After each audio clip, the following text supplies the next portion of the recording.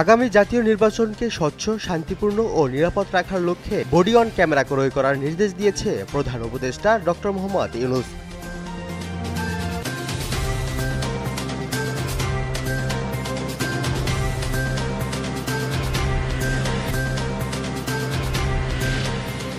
জাতীয় নির্বাচনের আগে গণভোটের সুপারিশ করেছে জাতীয় ঐকমত্য কমিশন। দুপুরে ফরেন সার্ভিস একাডেমিতে সংবাদ সম্মেলনে এ তথ্য জানান কমিশনের সহসভাপতি ডক্টর আলী রিয়াজ।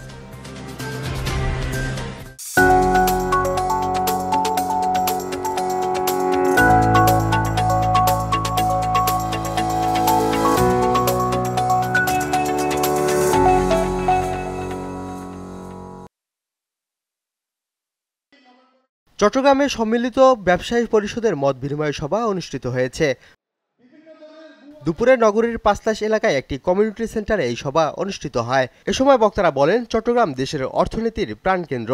এই অঞ্চলের শিল্প, বন্দর ও যোগাযোগ খাতের উন্নয়ন ত্বরান্বিত করতে পারলে জাতীয় অগ্রগতি আরও গতিশীল হবে। এছাড়াও ব্যবসা বান্ধব পরিবেশ তৈরি, ভ্যাট ট্যাক্স নীতিতে স্বচ্ছতা ও বন্দর নির্ভর উন্নয়ন নিশ্চিত করতে পারলে জাতীয় অর্থনীতিতে নতুন গতি আসবে বলেও জানান পরিষদের প্যানেল লিডার এস.এম. নুরুল হক।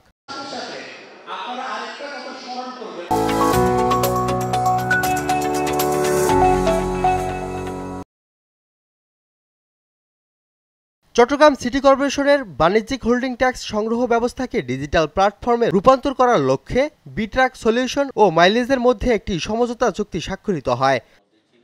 মঙ্গলবার চুক্তি স্বাক্ষর অনুষ্ঠানে প্রধান অতিথির বক্তব্যে Chittagong city mayor doctor Shahadat Hossain বলেন, প্রযুক্তি নির্ভর প্রশাসন এখন সময়ের দাবি।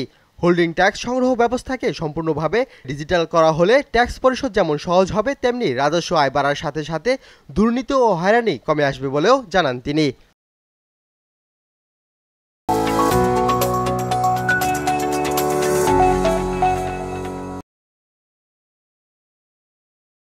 আসন্ন মেয়র চ্যালেঞ্জ কাপ টুর্নামেন্টকে সামনে রেখে ব্রাদার্স ইউনিয়ন চট্টগ্রাম ফুটবল টিমের জার্সি উন্মোচন অনুষ্ঠিত হয়েছে।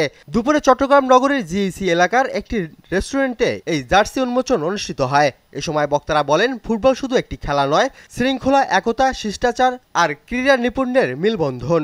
অনুষ্ঠানে উপস্থিত ছিলেন ব্রাদার্স ইউনিয়ন চট্টগ্রামের ভারপ্রাপ্ত chairman Jasim Ahmed, brothers union চট্টগ্রামের সাধারণ সম্পাদক মাহবুবুল আলম সহ অনেকে।